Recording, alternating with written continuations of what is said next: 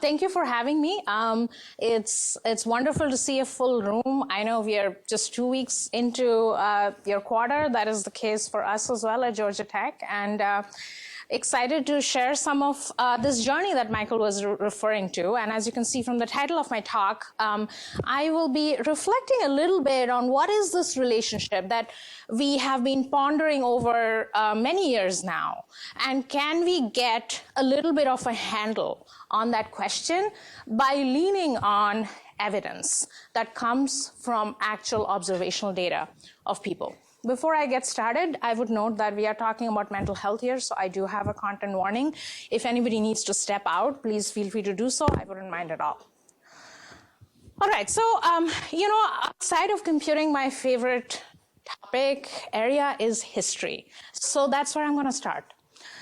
Not too many years ago, I'm just talking about 1989, at what is called CERN, or the European Organization for Nuclear Research, Tim Berners-Lee came up with what eventually became the web, right? Of course, that innovation of Berners-Lee was not the first of its kind that intended to connect people, but largely to help people share information and data with each other. An obscure version of the web existed in the form of what we still sometimes use interchangeably with the web called the internet. And that was actually developed back in the 1960s as a part of Advanced Research Agency or DARPA.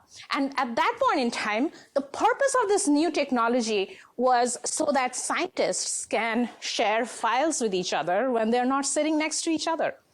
But Berners-Lee's invention was a little bit different. It was different because what he decided to do was to release the source code of this tool for free. And ever since then, we know that the web has taken a life of its own. But of course, from the very beginning, its creator, Berners-Lee, knew that this technology can wield immense power and influence in our lives. Of course, his prophecy came to fruition, I would say, over the years, as we saw that how deeply web and its technologies are now intertwined in our lives. We have an entire new set of terms that we are familiar with today. We call young people digital natives because that's what they grew up with. And we know how people go to the web to find or meet their needs that otherwise could remain unmet. We have seen the role of certain technologies on the web, I'm talking of social technologies, that have had, I would say, a lot of accidental and incidental uses, whether in bringing people together, in supporting activism, in supporting social movements, and the list goes on. But at the same time, Berners-Lee also knew that this tool can have a lot of negative impacts in the world as well. And we have plenty of examples of that over the years, whether it is thinking about some of the harms that are caused, that the social media platforms are causing in the form of mis or disinformation, whether it is in the form of privacy breaches that have happened or continue to happen over the years, or whether it is about misuse or abuse of data, especially people's information that they leave behind on these platforms that were used beyond intended purposes. But of course, these benefits and harms of web tools or technologies or social media in particular, with respect to this talk, were not just the thinking of its creator. In fact, scholars over the last 20, 25 years have been asking these same questions. And we have seen lots of great examples of how social media platforms are benefiting our lives, right? We have seen time to time the positives that social media platforms bring in our lives, whether it is helping us during major life events, whether it is giving voice to marginalized communities, or whether it is helping people seek information on experiences and needs that they may not be able to fulfill elsewhere. But at the same time, we also see news every day. And we read about how certain social media platforms are causing mental health challenges in people, how online streaming networks are glorifying aspects such as suicide, and we hear about the stresses and anxieties that parents and lawmakers have in terms of what do we do now about all of these harms? What is the right approach going forward? In fact, it is now a question of culture war, and it is a question that is very much part of the popular discourse. We have a whole book that was written on the harms of social media in the last year. And the challenges have been so grave that a year and a half back, the US Surgeon General issued an advisory that encouraged us to think about these technologies in a way that actually would enable or allow people to build social connection rather than harm. And I had a chance to contribute to that report in order to provide that researcher perspective and bring in that evidence to bear on this important question. But you might be wondering, why does everybody love to talk about this question? Well, of course, it's a question that impacts our lives. It's important. But other than that, also because the answers evade us. Let me tell you a little bit about the knowledge gaps in this area. One of the first things that we have to acknowledge is that most of our understanding of the benefits and harms of these platforms are largely based on what people say to be those benefits and harms. Nothing wrong in that, but sometimes we over or underestimate those benefits and harm, or maybe we misremember. So this over-reliance on self-reports and social media use has given us some broad understanding of the impact of these platforms, but a lot of questions remain, right? What is use, after all? And user has been a topic of grave importance within the human-computer interaction community, but so I think should use be. What does use really mean here, right? And we are still asking that question. And it's very relevant when you're trying to understand, does use impact benefits or harms? The second challenge is that we don't have as many studies in this area that are relying on ecologically valid information or ecologically valid data. Outside of what people self-report, what is actually transpiring or happening on these platforms? We don't have a very good handle on that. And when we do, it's often based on public social media data, which, many platforms allow public interaction, but many platforms don't.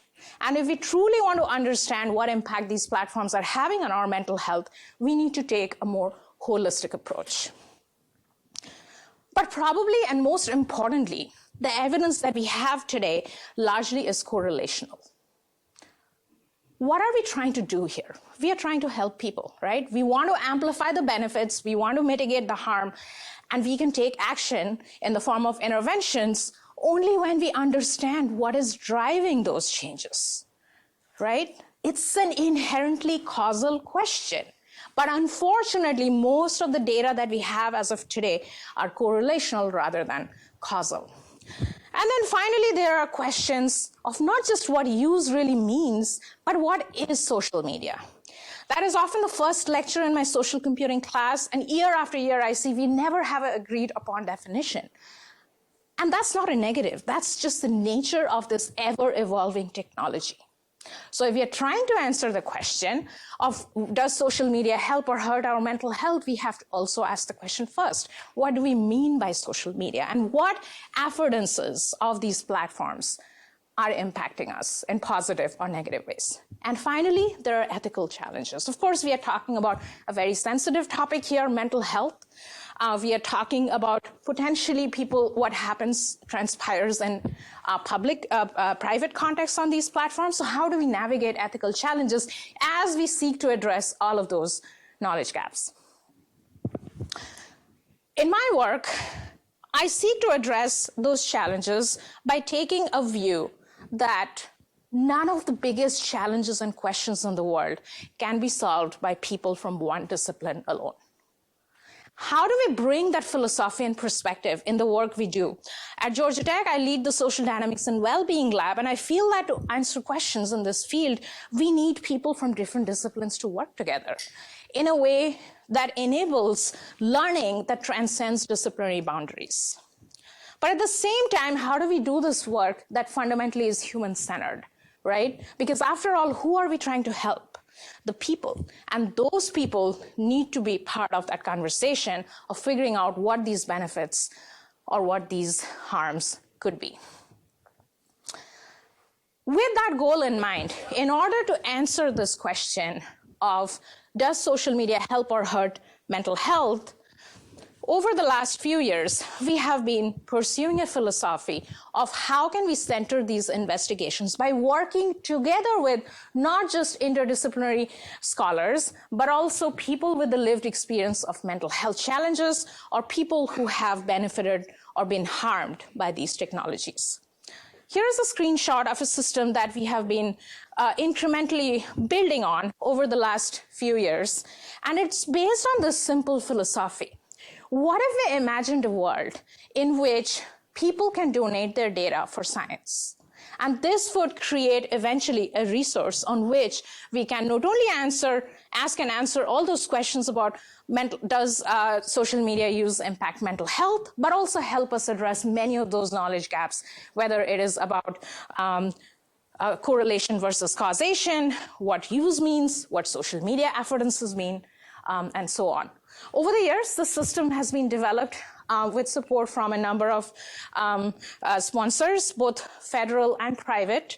At the crux of this system is a legislation which allows this to even happen. And that's within European Union, the GDPR legislation, which in simple terms, asks any platform, any tech company who has a social technology and is doing business in the EU needs to give agency to its user in the following way. So users should be able to go to these platforms and download an archive of their data.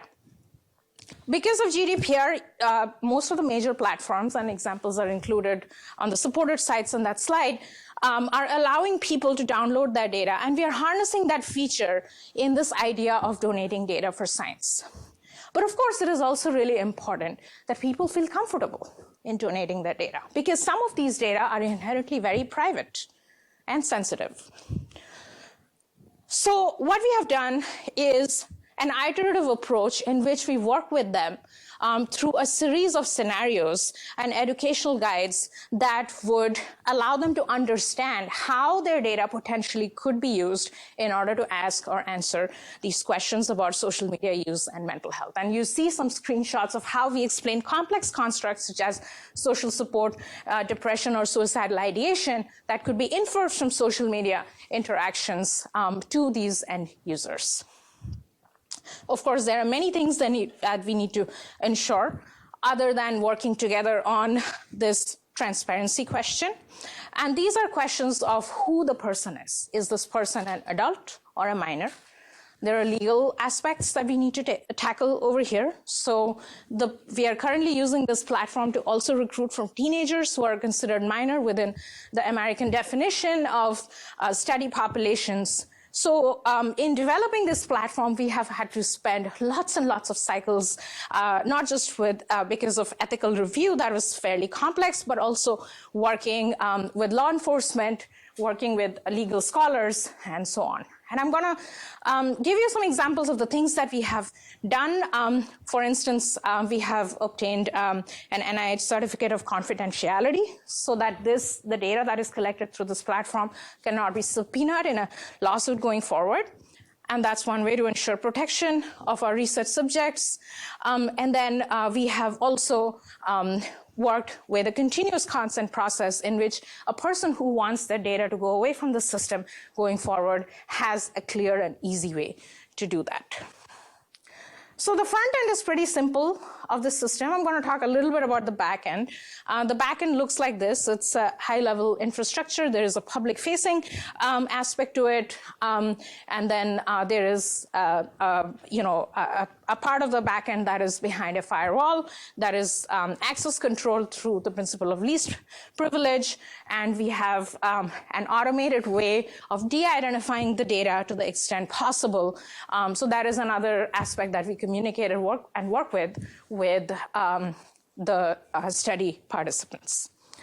So I'm not going to spend too much on the infrastructure. I'm happy to answer questions going forward, but what I can say is till now, this system has been used in various incarnations for a number of different projects.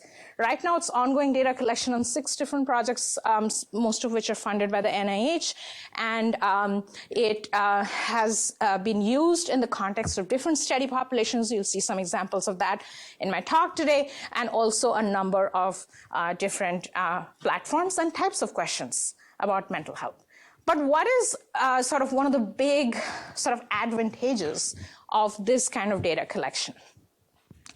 So those of you who are aware what kind of study designs are possible, essentially with this kind of retrospective data collection, the kind of studies you can do could be described as case control studies. So essentially you have a population of interest which has certain attributes, and you have another population which would be control where those attributes would be absent.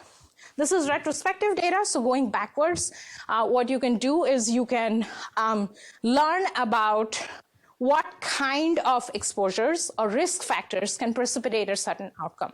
In concrete terms, if you see on the figure on the right, what this means is that in your cases and your controls, you can see which kind of risk factors are present or absent. And the assumption is that the cases would have a certain risk factor more prevalent than in the controls. And then you can, over time, because this data is longitudinal, establish or seek to establish a causal relationship between what those factors are and what your outcome is. In concrete terms, those factors could be different aspects or dimensions of social media use or experience, and your outcome could be your mental health. So with that kind of case control design, I'm going to give you some examples drawing on our prior work that hopefully would give you a glimpse of the kinds of questions that you can answer, all of which get to that central, bigger topic of what are the benefits and harms of these platforms when it comes to mental health. My personal position on this topic is that the answer is very complex. And hopefully you would believe that by the end of the talk. So I'm going to give you some examples to start off with that showcases the benefits that these platforms could be offering. I'll move on to a project that would show how these platforms could be hurting mental health. I'll get to that question of why this is so hard and complicated, and we still don't know the answer, through another project. And then what are some of the paths forward from here? So the first one is about, let's talk about good things first, right? So the question that we are asking, if we drill down more into what social media use can mean and what mental health can mean, here we are asking about a simple question about a kind of social media use that is pretty common. People come to these platforms and they like to talk about different life events. Those life events can be positive, can be negative. Those could be things that have already happened, things that could happen in the near future, going forward, and so on, right? And this is kind of platform agnostic. Obviously, some platforms, people do that more often than others, but we see that to happen in a lot of different places. People are clearly doing that, although nobody who built these platforms back in, 2005 was thinking that these platforms will be used for this purpose, but here we are. People are using them. What kind of benefits are they getting?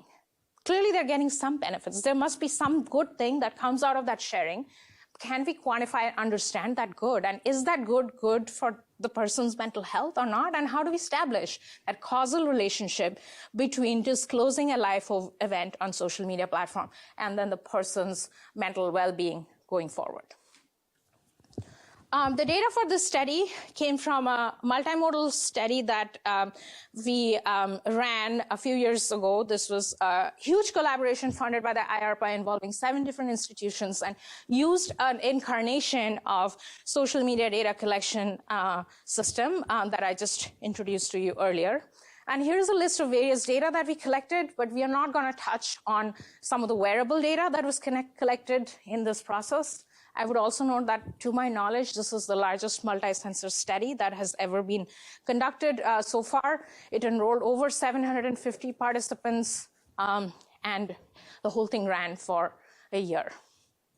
We had people, there was a skew towards US, but there were people from outside of the US as well. For the purposes of this study, I'm going to be talking about Facebook data, which was one of the data streams. And this data was timeline data that was over a year-long period. So it included both public and private posts or anything that shows up on their timeline. And then we had a variety of self-reported information throughout the study, but the one that is the most relevant here is the self-reported life event data through a validated scale called the Perry Life Event Scale. So here, the study is on a subset of this data, 240 participants out of the 757. And so with the Perry Life Event Scale, we essentially had some kind of a baseline of the different things that happen in a person's life. I would note that we are not assuming that the survey data is the ground truth here, and I'll come to that why. But essentially, you can imagine that we had all the information about life event disclosures that were happening on social media and ones that they were reported on the survey responses to the Perry scale. So you don't have to go much deeper into this. On the very left, you have a rundown of the different covariates. So we did collect a lot of information about individual level traits, whether it's personality or cognitive ability of these individuals other than demographic attributes. But I'll jump over to talking about the life event disclosures on social media. So we developed a theoretically informed code book to qualitatively annotate life events in these Facebook postings of our participants. And you can see some of the examples of types of event, what were some of the conditions or rules within the code book that were used for this purpose, some examples, and so on. At the end of it, we had a nice looking distribution of life event disclosures on Facebook, and predictably, it's a heavy tail distribution that you see on the top right. Of course, there's a skew towards positive events being talked about on Facebook, like vacations and trips and social stuff, and then some of the negative ones are more down below, for instance, injury and so on. We also have a comparison between what people felt comfortable disclosing on Facebook and what they felt comfortable disclosing in the survey. And that's what you see in the bottom right. And clearly there are differences. There is always bias in survey data. We always knew that. But there is bias in social media data. There is bias everywhere. And this is what the fuller picture looks like if you look at both. So in order to answer that question of why people were going to these platforms to talk about these life events, let's talk a little bit about what they were getting in return from their friends. How did the audience engage with that information? And here are some simple statistical analysis of reactions and comments. And if you see life events referred to as LE in this slide, they get more reactions and more comments compared to other postings, and that difference is statistically significant. But there are some differences across types of events if you just look at the valence dimension, right? There are some nuances there also. For instance, we see that positive life events get way more reactions than any of the, compared to comments. For negative life events, it's equal, but still there are more reactions than comments. And for neutral, we see quite a bit of skew. And all of those differences across categories are statistically significant. So now the question is, clearly they are getting a variety of different reactions, but are those reactions actually having a positive or negative impact on their mental health? Because that is the causal question that we intended to answer at the beginning. So we leaned on the causal inference literature from statistics, and I'm going to give you some hands-on feel about what the kind of methodology we used here. So essentially what you have is there was an intervention, right? The intervention is the person, the event was the person disclosed a life event, which is that vertical gray line over here. And the treatment group are these people who disclosed the life event. Your y-axis in this case would be their mental well-being in the form of stress, anxiety, which were the outcomes that were collected in this study. So ideally, if you, in a perfect world, you would also have a control sample, right? You would have a set of people who never disclosed any life event on these platforms. We did not have that in this data set. What do? Turns out that you can create counterfactuals. Counterfactuals are essentially what the word means. What would have happened if this life event disclosure, if this event did not happen? This is what the diagram would look like if you build a counterfactual, a synthetic, a simulation of that alternative reality. What you would do then is post-intervention, you would measure what is the difference in your outcome between the reality, which is the treatment, and your synthetic counterfactual. And that gap would be your treatment effect. That would be that causal explanation. Because if you see that gap, you know that the intervention has had an impact. So we created two kinds of counterfactuals in this work because we didn't have a real control. The first counterfactual was one in which you actually work with your treatment group up till the point of the life event disclosure. You build a time series prediction model and you assume that whatever was the trend on your y-axis, on your x-axis, y-axis, that would continue to hold past that intervention if this intervention did not happen. So if that intervention did not happen, your red line would continue to look like, going up. But in reality, maybe what you see is that it is higher than that counterfactual. Again, that is the gap you're hoping to measure. We also used a second kind of counterfactual here, which is that you could argue maybe there was something weird about the time at which this disclosure happened. And maybe the effect that you see is not because of the disclosure of the life event, but it's because of some other external confounder that just happened to happen at that point in time. Maybe there are seasonal effects, maybe there are other hidden variables that we don't know and have not measured. So to tackle that, you can adopt another set of counterfactuals, which are called placebo interventions. So these are not real interventions, but you're assuming that these interventions happened at different points in time. What if you could create different versions of a reality where you permute the time, which is on the x-axis, and then you assume that this event, this intervention, could have happened at any of those randomized times. So you randomize the timestamps, you take the midpoint, let's say in this case, and you assume that's when the life event disclosure happened, except that it did not. It's a placebo, right?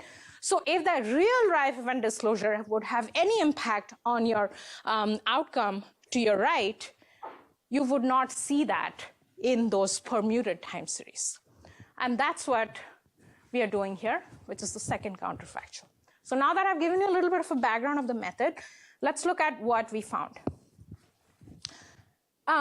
So the overall story here is that when people choose to disclose a life event on Facebook, it makes a difference to their mental health compared to when they don't. And how do we know when they don't? Because we have that survey, remember?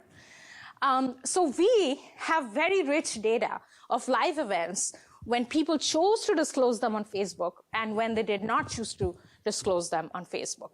And do we see differences across those two? So what happens when people disclose?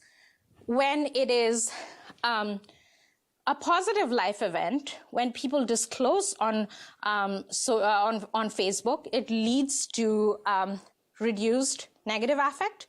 It leads to reduced stress, reduced anxiety, and better sleep, which is at the bottom right of the slide.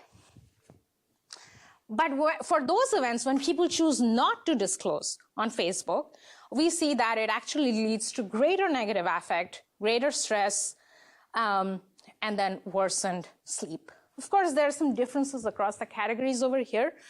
You can also see when people disclose negative events, and one of the reasons why we see that there is a heavy skew and bias towards not disclosing as many negative events is because when they do that, it actually worsens the negative affect to, it actually improves their negative affect. We see a reduction in the average treatment effect.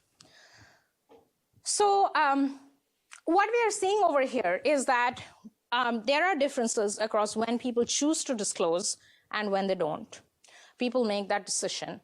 And there are differences. Usually when people choose to disclose a life event on Facebook, broadly speaking, if you average across all of those mental health outcomes, you see that overall it is better in terms of affect, stress, anxiety, and sleep than it was before. Similarly, for negative events, it also helps to disclose, even though people feel that they may not want to disclose negative events as much on Facebook. And we see that there is a huge reduction in negative affect, stress and anxiety, and improvement in sleep when they do make that somewhat rare decision of disclosing a negative event on Facebook. Yes?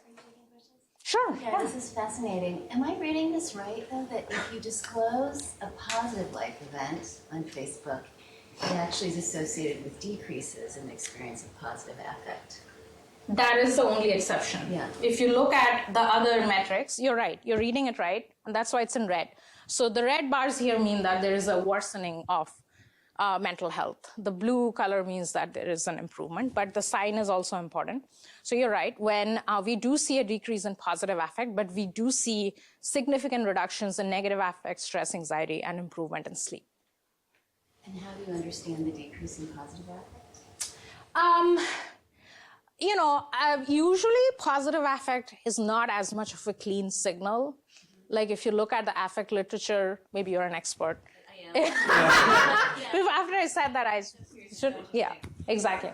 So, we all know that positive and negative affects are not mirror images of each other, and that's exactly what you're seeing here. And usually the measurement, and this is a measurement problem, is that we see positive affect to be not as clearly defined. Sometimes in measurement, we assume positive affect to be the absence of negative affect, although we know that theoretically that's not correct. So I think that is what it's a measurement problem that's going on, because stress, anxiety, and sleep are much clearer signals here, and we see persistent patterns for those. Yeah, good question. Yeah. All right. Yeah, I would like to wrap up this part of the study, which is talking about positive stuff. And just to give you an example, going back to those things, that, social media use is not monolith. And here we are looking at a pretty narrow and pretty niche kind of social media use, which is, actually pretty common, even though it's niche, which is the disclosure of life events. And that can have very interesting relationships with a variety of mental health outcomes. And we looked at that in the context of Facebook, of course, but that has its own affordances in the form of reactions and comments, and has other set of features which enable or not enable certain kinds of activity. But all of those things are important pieces of consideration and conversation as we attempt to make progress on this question. So speaking of the opposite side of the spectrum, which is how does social media use harm mental health? The question that we are asking here is a pervasive problem that pretty much every social media, users of every social media platform experience, and that's harassment, right? We know persistently that even after 25 years of research on harassment detection, we haven't made a ton of progress. Even after 25 years of research on content moderation, it's still a question mark, academically, intellectually, and politically in front of us. And so the question is, what other solutions are possible in this space? To chart the universe of those possible alternative interventions, we first have to understand how is harassment, when it is not moderated or we are not able to tackle it in some way, what impact is it having on people's mental health? Because once we understand, again, that causal question, we will be in a better position to think about alternative ways of helping these people. For this work, we leaned on a data set that was also collected in a similar way using an incarnation of the platform I introduced at the very beginning of the talk. It was an NSF-funded study in collaboration with the University of Central Florida and Vanderbilt and Boston University. And what we were interested in is to curate a data set of Instagram private conversations coming from young people. And that included minors, that included teenagers. And the idea here was to really have that collaborative human-centered approach to online safety research, which was how do we not just consent these individuals to donate their private conversations, but also how do we have a better handle of understanding what harassment really means to these people? Because guess what? Harassment is a very subjective personal experience. So in the system and the approach that we used here was following pre-survey, which is essentially eligibility criteria verification and consent. The participants took a range of different validated surveys on online risks. Then they donated or uploaded their Instagram archive, and then they were invited to flag conversations or messages within the direct messages on Instagram in order to identify which ones were particularly harmful or risky to them. Here's a quick overview of the pre-validated survey measures we used. There were a variety of social media use questions that we used for validation. There were negative experiences that we captured primarily around harassment, so various cyber victimization scales, and also a variety of demographic and personal experience questions that included a range of mental health attributes such as loneliness and depression. This is how the participants flagged conversations. This is the series of screens, so they could see which conversation it is. They could annotate the risk level and risk type. For the purposes of this study, we looked at a particular kind of risk that was harassment. But if you have questions about the other ones, I'm happy to talk later. So this data curation process at the point that we did this, wrote this paper, was 150 participants. These are some statistics on the conversations and messages. So we had very rich longitudinal data in Instagram interactions here, and you can also see a distribution of the risk. So there were a good amount of high to medium risk conversations in our data. So the question we are asking concretely is that, can we understand the causal impact of online harassment that is unfolding in these private conversations on the mental health of individuals? So the first question is, are there differences at all between people who experience harassment and those who don't? And for people who do experience harassment, what is the magnitude of the impact that we can observe on mental health? So here we lean on a different set of causal inference techniques. It's called difference in difference analysis. Here we luckily do have access to a control group. And what we are essentially trying to establish is the change between the pre-harassment period to the post-harassment period. So the red line here is essentially your treatment, and you can observe the change. In this case, the change will be in terms of mental health between the pre-intervention period and the post-intervention period. What you would expect is that the control group who did not experience harassment would not have such a change.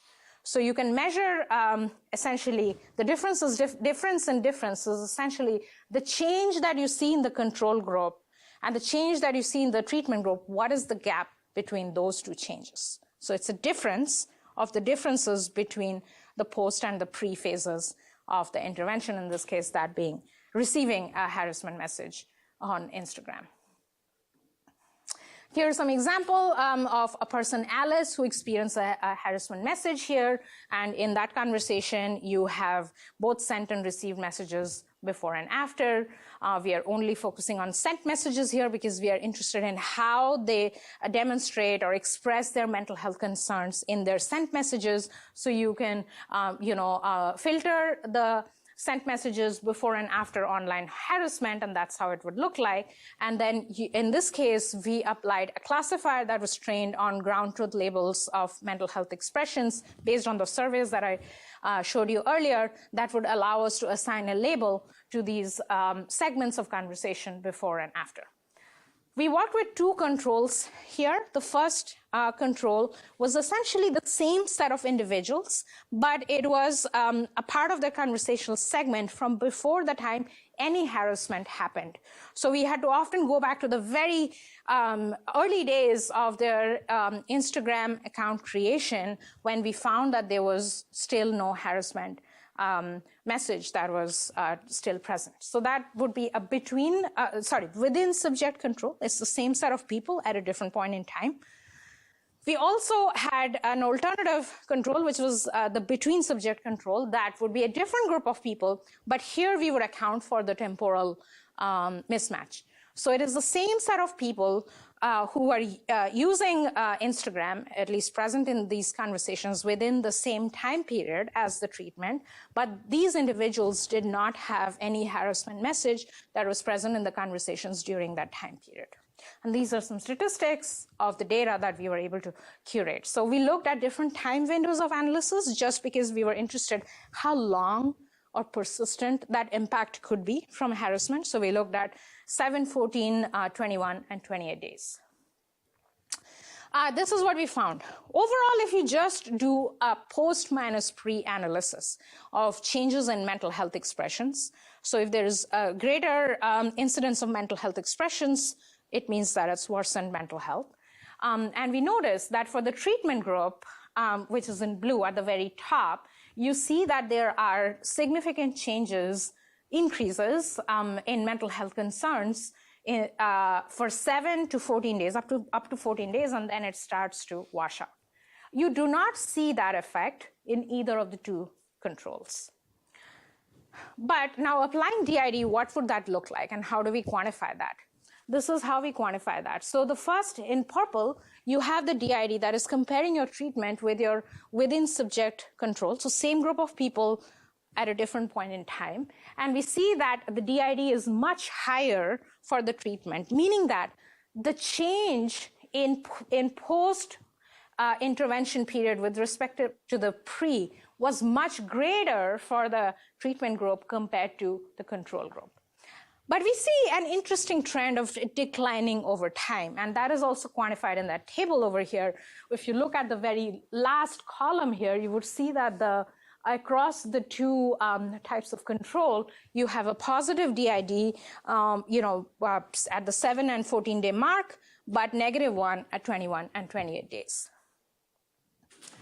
So what this tells us is that we can quantify that when somebody experiences online harassment, it has a negative impact on their mental health.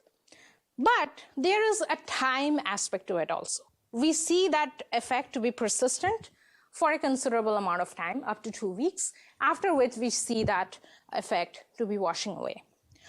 Now, 2 weeks can seem like a short amount of time, but remember what the intervention was here. In this case, the intervention was a single harassment message. A lot of these kids are experiencing multiple harassment at any point in time. And one of the limitations of this study is that we did not look at the cumulative impact of all of those harassments. But what that means is that the results that I showed probably are an underestimate of the real impacts of harassment on mental health.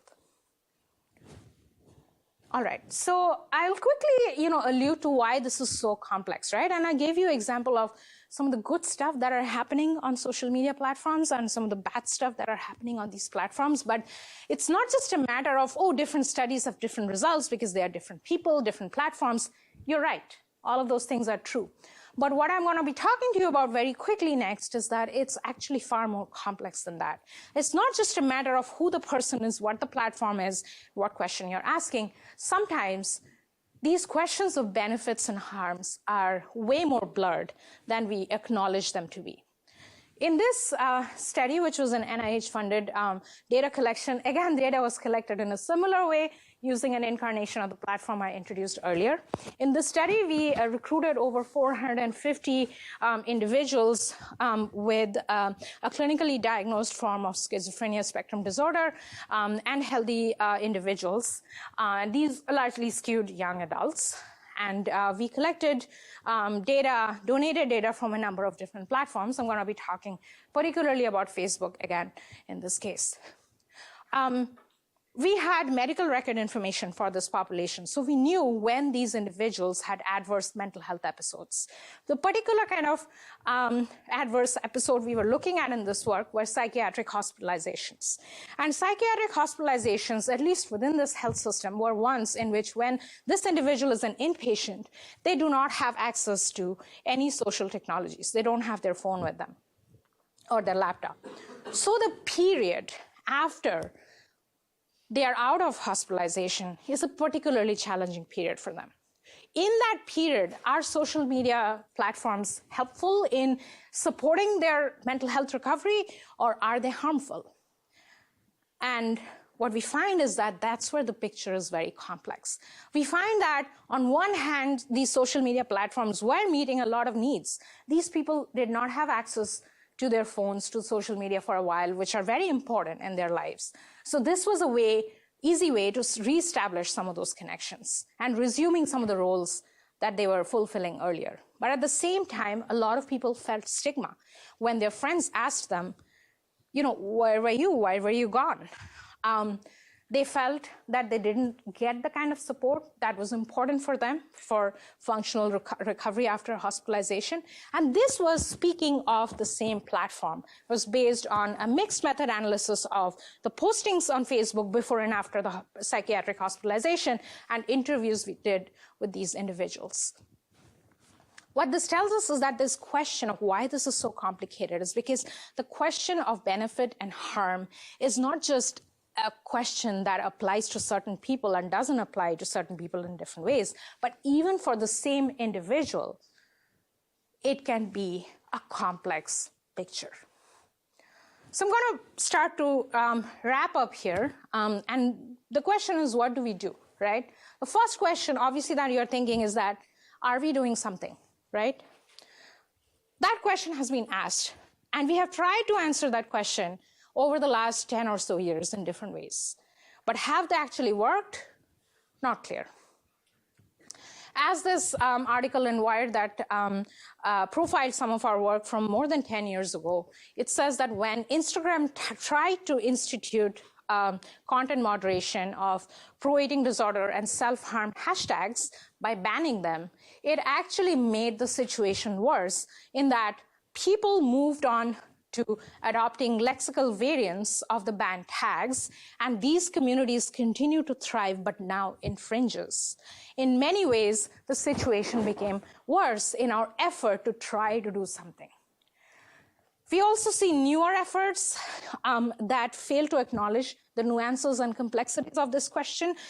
Many of you would know about the legislation in Utah, which was overturned, which basically put a social media curfew for young people after 10 p.m. The only way they could use these platforms after 10 p.m. was with parental permission. It was rolled back, but it kind of hopefully gets to this question that, yeah, we have tried simple things, I guess, but they haven't quite worked. And why have not they worked? Not because they were simple. I actually think simple things are the best things, but it's because we did not acknowledge how complex this is. But the question is, are we even doing enough of those things, right? And here are a couple of good examples.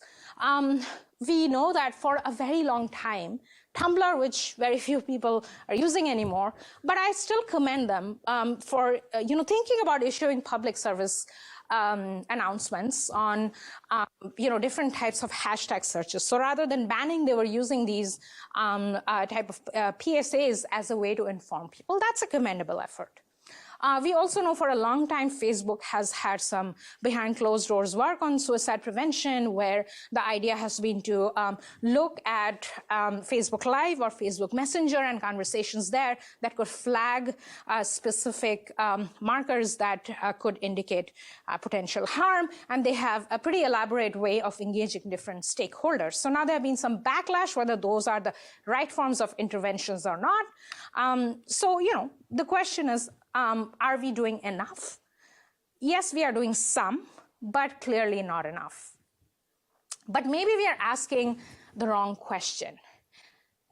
While we are trying to tackle the negatives, why are we not also investing in some of the good that these platforms are doing, right?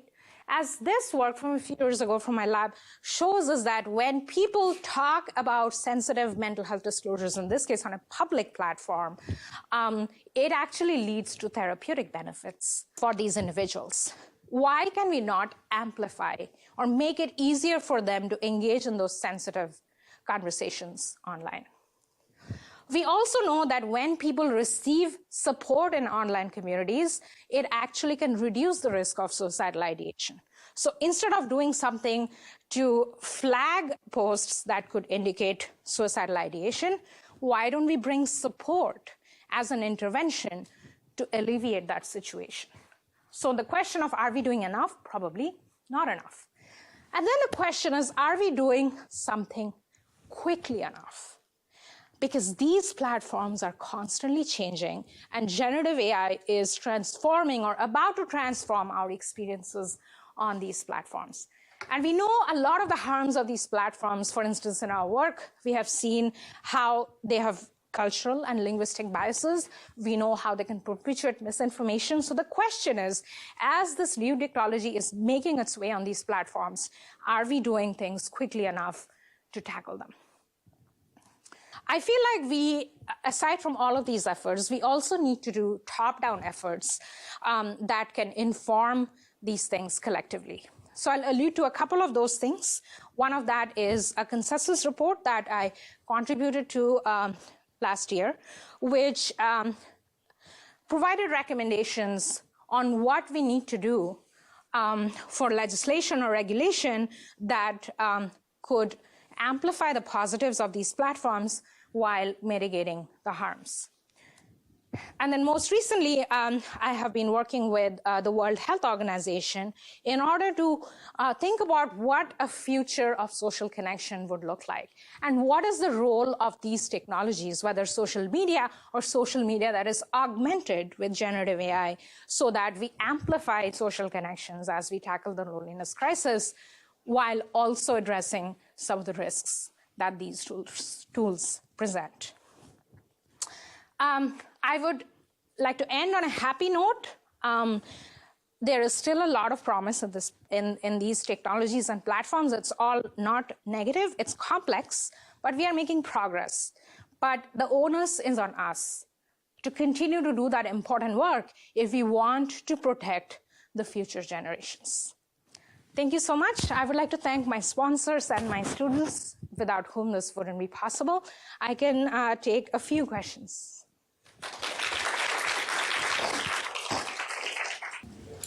What's your take on conversational agents and their role here? Complex. I do see value. So first of all, let me preface that saying that it doesn't matter actually what I think, because the cat is out of the bag. People are using existing vanilla foundation models as conversational agents, whether or not that was intended or not.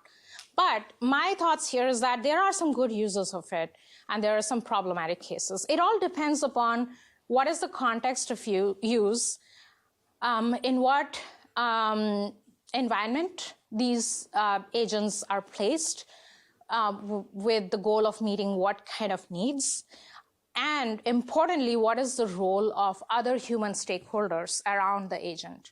I feel like in the mental health context, it would be very dangerous to have a standalone conversational agent if we are hoping it to address the loneliness or the suicide crisis. But at the same time, we know that there are significant shortages in mental health resources in the US, throughout the world. How can we creatively think of these agents that fill in some of those gaps without taking away agency from the human stakeholders? It's more of a question than an answer, but that's why I say it's complex.